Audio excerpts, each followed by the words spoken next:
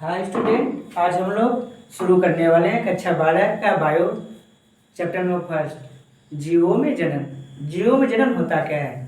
तो जनन का मतलब होता है जब कोई प्राणी अपने ही जाति को पृथ्वी पर निरंतरता क्या करता है, उसकी बनाए रखता है। अर्थात हम यह कह सकते हैं कि प्राणी अपनी संतानोत्पत्ति को बनाए रखता है, उसे क्या बोलते हैं? उसे जनन कहा जाता है। मतलब कि कोई भी प्राणी अपनी संख्या में क्या करता है, लगातार वृद्धि करता रहता है।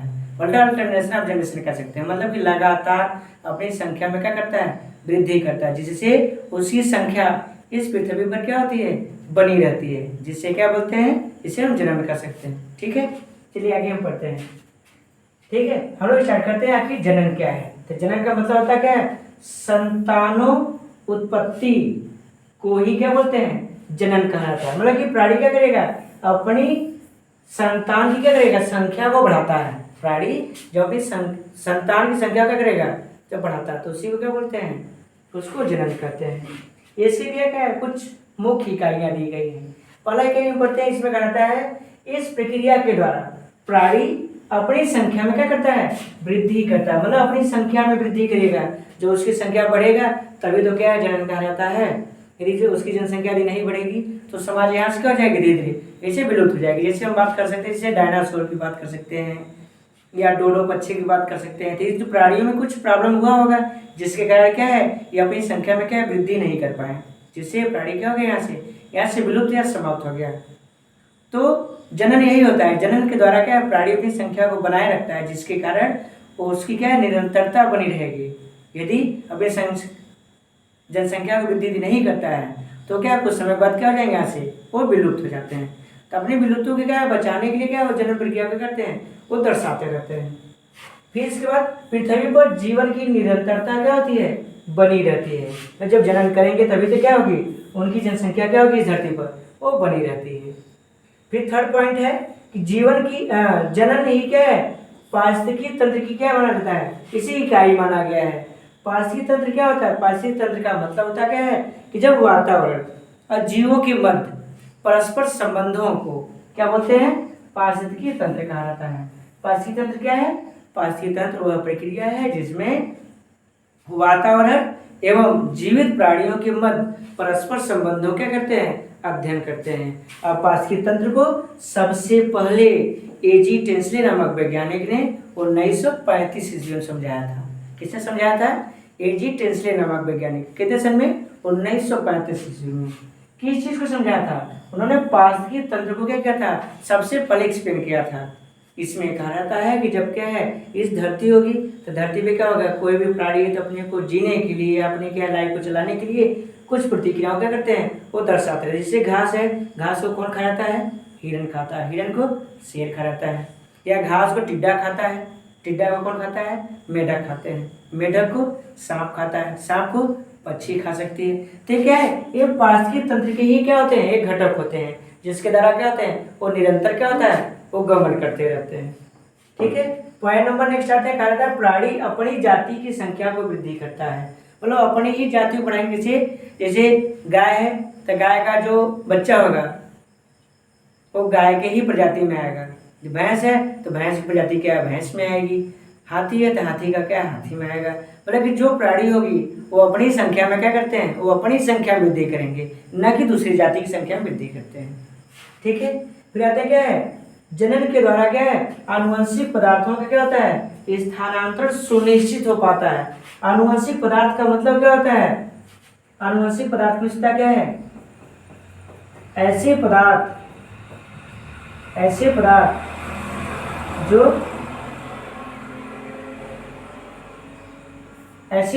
जो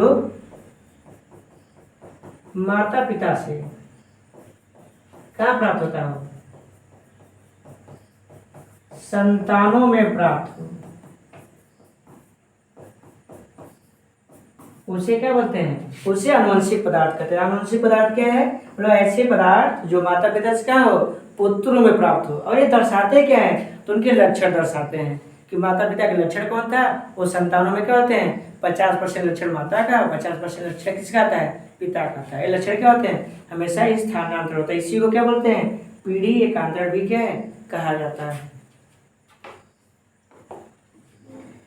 फिर हम आते हैं क्या है जनन के उद्देश्य। आखिर जनन का कुछ उद्देश्य होगा कि आखिर प्राणी जनन करते क्यों हैं, क्या उसका उद्देश्य है, क्या उसका उद्देश्य नहीं होता है। तो प्राणी अपने उद्देश्य के हिसाब से जनन प्रक्रिया का क्या करते हैं, वो दर्शाते रहते हैं। अर्थात हम ये भी कह सकते हैं कि प्राणी क्या करता है, जैसे उनको संतानोत्पत्ति करना है तो उनके फैमिली में कितनी संख्या होनी चाहिए, कितनी नहीं होनी चाहिए, क्या कैसे है, मतलब सारी चीज़ों का क्या किया था, उनका उद्देश्य माना गया है। तो उनके उद्देश्य क्या है, निम्न बातों पर हम अध्ययन कर सकते हैं। पहला क्या होता है, जाति की निरंतरता, मतलब कोई जो प्राणी है वो अपने ही जाति को क्या करता है, बढ़ावा देता है। जैसे गाय, भैंस, कुत्ता, बिल्ली, गधा हो गया, ठीक है, मानव हो गया, ये जो प्राणी होते हैं अपनी ही जाति को क्या करेंगे, बढ़ाएंगे। वो दूसरे जाति को क्या करते हैं, वो नहीं बढ़ाते, तो अपनी ही जाति क्या करते हैं, निरंतरता को बनाए रखते हैं। ठीक है। नंबर सेकंड आता है जाति वृद्धि आता है, मतलब कि अपनी जनसंख्या को बढ़ाएंगे। हम इनको क्या जाति वृद्धि को मतलब हम जनसंख्या भी क्या है, हम कर सकते हैं। फिर सेकंड आता है समष्टि की संगठन। समष्टि संगठन में क्या है, जैसे एक प्राणी है, जैसे उसमें क्या है 250 या 300 उनकी संख्या है, तो कोई उसमें बूढ़ा भी होता है, कोई नवयुवक होता है, कोई जन्म लेगा, कोई मरता है। तो मतलब क्या है, जन्म से मृत्यु तक जो संख्या होती है वो बराबर बढ़ेगी। जैसे प्राणी जन्म लेता है, दूसरा मर रहा है, कोई युवा है, कोई बूढ़ा हो गया है, मतलब उनकी जो संख्या है वो निरंतर क्या होता हो, वो बनता रहता हो या चलता रहे। उनकी जो संख्या है वो धीरे धीरे बढ़ती रहे और चलती रहे, तो उसी क्या बनेंगे, समष्टि का संगठन कहा जाता है। फिर आता है क्या, विभिन्नताएं आते हैं। विभिन्नता का मतलब होता है क्या है कि एक ऐसी प्रक्रिया जिसमें क्या है प्राणी एक दूसरे से भिन्न होते हो। जैसे मानव ले लीजिए, मानव क्या करता है, अपने सीधे पैरों पर खड़ा होकर चलता है। कोई दूसरा प्राणी तो अपने चारों पैरों पर खड़ा होकर चलता है। और कोई प्राणी है तो देखे होंगे आप क्या है कि हवा में उड़ता होगा। तो सभी प्राणियों में क्या होते हैं, अपने लक्षण के हिसाब से, मतलब उनमें क्या है कुछ विशेष प्रकार के क्या पाए जाते हैं, लक्षण पाए जाते हैं। और प्राणियों जो विशेष प्रकार का लक्षण होता है वही उनकी क्या होती है, भिन्नता होती है। होता है ना, जैसे कि कोई प्राणी लंबा है, कोई मोटा है, किसी के पास सींग है, ठीक है, कोई अंडा देता होगा, कोई बच्चा देता होगा, ठीक है। तो उस हिसाब से क्या होती है प्राणियों में क्या है, हम विभिन्नताएं क्या है हम उत्पन्न या दिखा सकते हैं। फिर इसका नेक्स्ट पॉइंट है पृथ्वी पर जीवन की निरंतरता, मतलब कि जब प्राणी जब जनन करेंगे तो उसी के द्वारा क्या होगा, पृथ्वी पे क्या है जीवन की निरंतरता बनी रहेगी। यदि प्राणी पृथ्वी पर क्या है यदि जन्म न करे या क्या है जनन न करे तो ऐसी स्थिति में उसकी संख्या क्या होगी, दिन प्रतिदिन कम होती जाएगी। अर्थात आने वाले समय में उनकी एक भी जाति क्या है इस धरती पर नहीं मिलेगी, अर्थात वो क्या हो जाएंगे, विलुप्त हो जाएंगे। यदि हम विलुप्त प्राणी की बात करें तो क्या है, जैसे डायनासोर हो गया, आर्क्योप्टेरिस हो गया, डोडो पक्षी हो गया, तो संसार के ऐसे कुछ प्राणियां हैं जो क्या है विलुप्त हो चुके हैं, और कुछ ऐसे प्राणियां हैं मॉडर्न में जो विलुप्त होने के क्या है कगार पे आ चुकी हैं। तो वही बात है, यदि कोई भी प्राणी यदि जन्म न करे तो ऐसी स्थिति में क्या हो जाएंगे, यहाँ से विलुप्त हो जाएंगे, अर्थात समाप्त हो जाएंगे। फिर आते हैं क्या है, जनन की क्या है कुछ मूल समानताएं आते हैं। जैसे नहीं होता है, जैसे कि कोई प्राणी लैंगिक जनन कर रहा है, कोई अलैंगिक जनन करता है, तो कोई प्राणी क्या है कायिक प्रवर्धन भी दर्शाते हैं। तो उनमें जो समानताएं होती हैं तो उनमें कुछ निम्न समानताएं क्या होती हैं, एक समान पाई जाती हैं। ठीक है, उनमें क्या होती है कुछ निम्न समानताएं पाई जाती है। जैसे आप देखते होंगे, जैसे हम बात करते हैं, जैसे किसकी हम बात करें कि लैंगिक जन की बात करें, तो लैंगिक जन में क्या होगा, प्राणी के लिए क्या है उन्हें नए प्राणी को जन्म देने के लिए किसकी आवश्यकता होनी चाहिए, युग्मक की आवश्यकता होनी चाहिए। किसकी आवश्यकता होनी चाहिए, युग्मक की आवश्यकता होनी चाहिए। फिर दूसरी यदि हम बात करें अलैंगिक जन की बात करें, अलैंगिक जन के लिए प्राणी के लिए क्या आवश्यकता होना चाहिए बताइए, तो उसके लिए किसकी आवश्यकता होनी चाहिए, केंद्रक की आवश्यकता होनी चाहिए। मतलब कि जो केंद्रक है, जब तक केंद्रक विभाजन नहीं होगा तब तक अलैंगिक जनन संभव नहीं होगी। क्यों, क्योंकि जो अलैंगिक जनन है यह मुख्यतः किसमें पाई जाती है, ये जंतुओं में पाई जाती है। ठीक है, चाहे जंतु एक कोष की हो, कुछ जंतु क्या बहुकोष की जो भी होती हैं उनमें भी क्या है अलैंगिक जनन क्या होता है पाया जाता है। जैसे हम बात करते हैं, जैसे हाइड्रा की बात कर सकते हैं, जैसे पोलिफेरा नहीं होता है, पोलिफेरा सेंटेटा। फिर इसके बात करें कि हम इकाइनोडर्मेटा की बात करें, स्टार और स्टार फिश, तो इनमें क्या होता है, इनमें कौन सी लैंगिक पाई जाएगी, अलैंगिक जनन पाए जाते हैं। फिर हम बात करें कायिक प्रवर्धन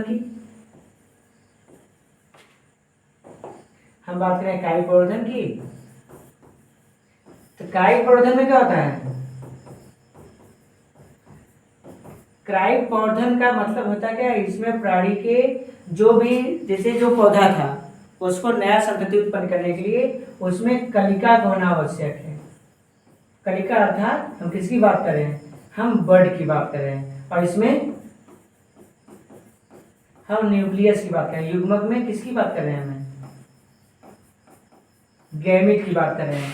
तो ये जो कुछ प्रकार के जो जनन होते हैं इनके लिए जरूरी है, यदि ये नहीं है तो ये संभव नहीं हो पाएंगे, ये चीजें क्या है, संभव नहीं हो पाएंगे। तो इनके लिए क्या है,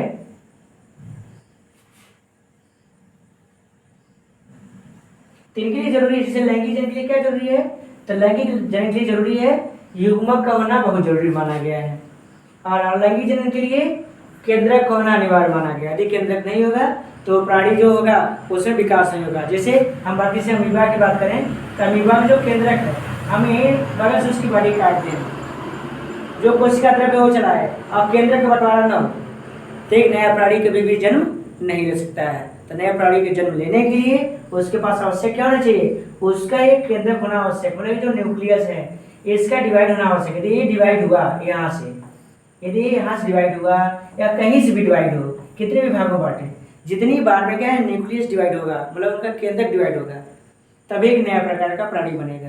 यदि केंद्रक डिवाइड नहीं होगा तो नया प्राणी कभी भी जन्म नहीं ले सकता है।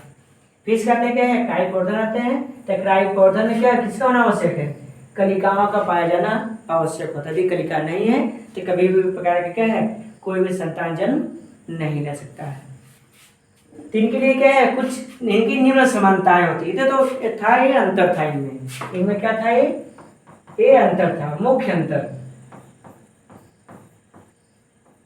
इनमें मुख्य अंतर था। लेकिन इनमें जो समानताएं हैं तो उसकी बात करें, जैसे डीएनए का द्विगुणन, मतलब कि डीएनए जो रिप्लिकेशन है, तो डीएनए चाहे हम बात करें लैंगिक जनन अलैंगिक जनन चाहे क्रायोपोर्धन की बात करें, तो सब में जब तक डीएनए नहीं टूटेगा, डीएनए विभाजन नहीं करेगा, अपनी संख्या में वृद्धि नहीं करेगा, तब तक कोई भी जनसंख्या की बात करें या जनन की बात करें वो संभव नहीं हो पाता है। तो उसकी संभवता या क्या सुनिश्चित के लिए, अर्थात नए प्रकार के क्या प्राणी को जन्म देने के लिए उसमें क्या होना जरूरी है, डीएनए का टूटना एवं नवनिर्मित होना क्या है, उसका जरूरी अर्थात निश्चित माना गया है। फिर सेकंड क्या है, कोशिका का विभाजन। कोशिका विभाजन होना क्या है, बहुत अनिवार्य है। कोशिका विभाजित नहीं होगी तो वृद्धि नहीं होगा। जैसे आप देखोगे हमारे शरीर में क्या है, जिसे चोट लगा या जो भी हुआ, जब चोट लगेगी तो कोशिकाओं का बंटना बहुत जरूरी है। और कोशिकाओं का विभाजन दो प्रकार से होता है, एक होता है क्या है, एक होता है समसूत्री विभाजन और दूसरा क्या होता है, अर्धसूत्री विभाजन होता है।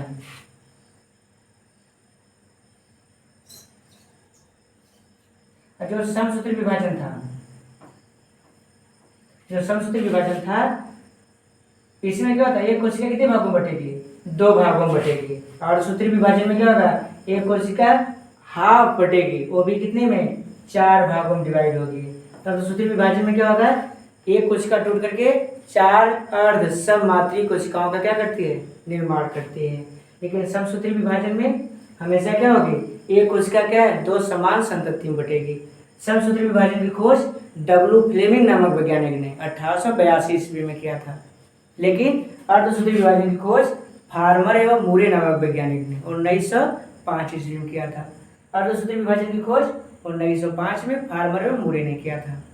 लेकिन समसूत्री विभाजन की खोज डब्ल्यू फ्लेमिंग ने 1882 ईस्वी में किया था। ठीक है, फिर ऐसा क्या है, आते हैं क्या, जनन इकाइयों का निर्माण। तो जनन इकाई में होता क्या, जैसे यहाँ पे आनुवंशिक पदार्थ को ना सुनिश्चित होना चाहिए। जैसे डीएनए और आरएनए, यदि डीएनए और आरएनए दोनों ही आनुवंशिक पदार्थ हैं, इसका जो डीएनए और आरएनए दोनों ही आनुवंशिक पदार्थ हैं, इसका प्रमाण सबसे पहले ग्रिफिथ नामक वैज्ञानिक ने 1928 ईस्वी में दिया था। फिर सेकेंड हर्शी एंड चेस ने 1952 से 1953 ईस्वी में दिया था। ठीक है, फिर आता है क्या है, कोशिकाओं में वृद्धि। जब क्या होती है, जब ये कोशिका विभाजित करेगी तो अपनी संख्या में क्या वृद्धि करता है। जब ये आज ये कोशिका था, टूटेगी दो बनेगा, 2 से 4, 4 से 8, 8 से 16, 16 से 32, 32 से 64। और जो कोशिकाएं होंगी इनमें क्या होता है, विभाजन के द्वारा क्या है, इनमें विदलन नामक प्रक्रिया होती है। विदलन का मतलब होता है जब एक समसूत्री विभाजन लगातार विभाजन करते हुए एक क्या है, एक शरीर का निर्माण करे तो उसे विदलन कहा जाता है। मतलब समसूत्री विभाजन का लगातार पाया जाना। उसे विदलन कहा जाता है, क्लीवेज कर सकते हैं। फिर आता है क्या है, आरएनए का संश्लेषण।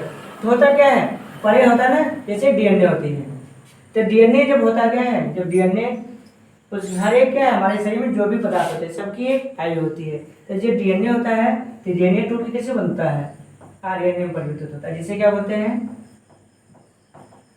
अनुलेखन कहते हैं। और आरएनए का टूट के किसे बदलना, प्रोटीन में, जिसे क्या बोलते हैं, अनुवादन बोलते हैं। मतलब डीएनए का टूटना किससे बदलना, आरएनए में, तो उसे क्या बोलेंगे, अनुलेखन कहेंगे। और आरएनए का टूट करके प्रोटीन बदलना, उसे क्या बोलेंगे, अनुवादन कहा जाता है। इस प्रकार से क्या होता है, डीएनए टूट के किसे बदलता है, आरएनए में परिवर्तित होता जाता है।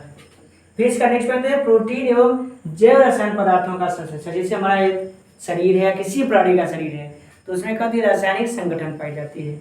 जैसे किस प्राणी में कितना क्या है, कितने पदार्थ पाए जाने चाहिए, ठीक है। जैसे हम बात करें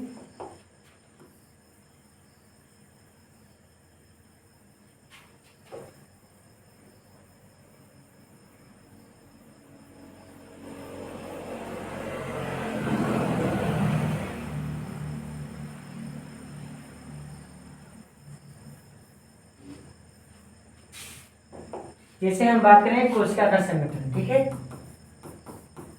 कोशिका का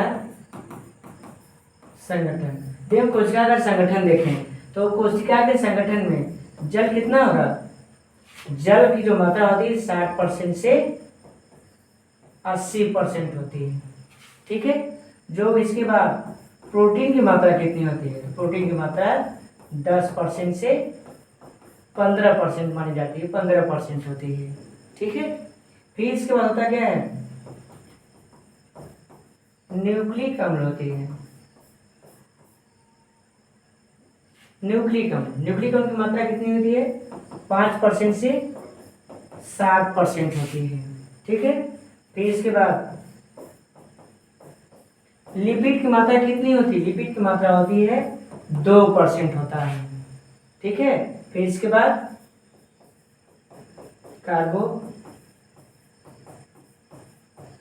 कार्बोहाइड्रेट की मात्रा कितनी होती है, तो कार्बोहाइड्रेट की मात्रा 3% होता है। फिर लास्ट बचा आपका आयन। तो जो आयन होते हैं, आयनों की संख्या कितनी होती है, 1% होती है। तो उसी को कह सकते हैं जो जैव रासायनिक जो पदार्थ है, तो इनका जो संगठन जो होती है ना, तो रसायन पदार्थों के द्वारा होता है। जैसे कोई कोशिका की बात करते हैं, कोशिका में जल की 60% से 80% वाटर होना चाहिए, प्रोटीन 10 से 15% होना चाहिए, न्यूक्लिक अम्ल 5 से 7% होनी चाहिए, लिपिड 2% होना चाहिए, कार्बोहाइड्रेट 3% होनी चाहिए, और आयन कितना होना चाहिए, 1% होना चाहिए। तब जाके क्या होता है, एक कोशिका का निर्माण होता है। फिर आते क्या है, नए प्राणियों की क्या है, उत्पत्ति। और लास्ट में क्या है, जनन यह सुनिश्चित कर देता है कि किस प्रकार की क्या है, प्राणियों की उत्पत्ति होगा इस धरती पर। तो जनन के द्वारा ही क्या है, किसी प्राणी की संख्या में क्या है, बढ़ोतरी को क्या कहता है, सुनिश्चित किया जाता है, ठीक है। और जो जनन होता है ना, जनन मुख्यतः 2 प्रकार के होते हैं, लैंगिक जनन और अलैंगिक जनन। जो लैंगिक जनन होती है इसमें क्या होता है, युग्मक की आवश्यकता होती है, और जो अलैंगिक जनन होता है इसमें क्या होती है, युग्मकों की आवश्यकता नहीं होती है। और जो अलैंगिक जनन होता है एक किसमें पाया जाता है, ये जंतुओं में पाया जाता है, लेकिन जो कायिक पौधे होता है किसमें, ये पादपों में पाया जाता है, पेड़ पौधों में पाई जाती है। जिसको हम निम्न चार्ट के द्वारा क्या से हम समझ सकते हैं। ये हमारे पास एक छोटा सा क्या है, हमारे द्वारा बनाया गया एक छोटा सा क्या है, एक चार्ट है, जिसका आप क्या है आसानी से स्क्रीनशॉट ले करके आप इसे आसानी से क्या है अपने कॉपी पर लिख करके आप आसानी से इसे क्या है, इसे पढ़ नोट्स बना सकते हैं इसका है, ठीक है। तो आप इसका क्या स्क्रीनशॉट लेकर नोट्स बना सकते हैं,